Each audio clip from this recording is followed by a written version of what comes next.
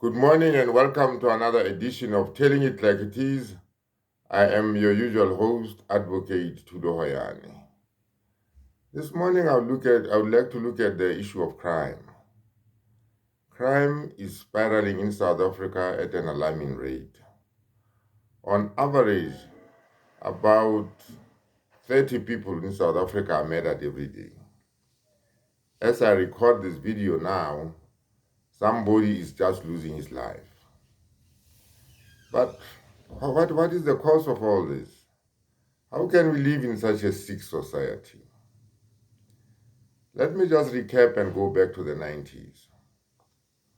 Around 1996, South Africa banned the death penalty. It outlawed the death penalty, the argument being that the death penalty is not a deterrent for crime.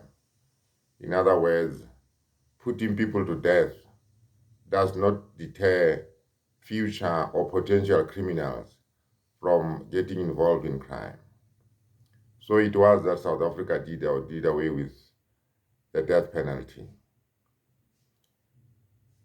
Up until today, the crime rate has not gone down. I don't know whether it is because the death penalty was done away with or it is because, things are just what they are. But looking at the whole issue of crime, it will not help to build more prisons. It will not help to stiffen the laws and tighten them up. It just does not help. The root cause of crime in South Africa is the high unemployment rate. Youth unemployment in this country stands at about 40% or so. Now, when you have so many people unemployed, the only option left for them is to go into crime. That is the bottom line. Nothing else appeals to them. They have lost all hope in life and they resort to crime.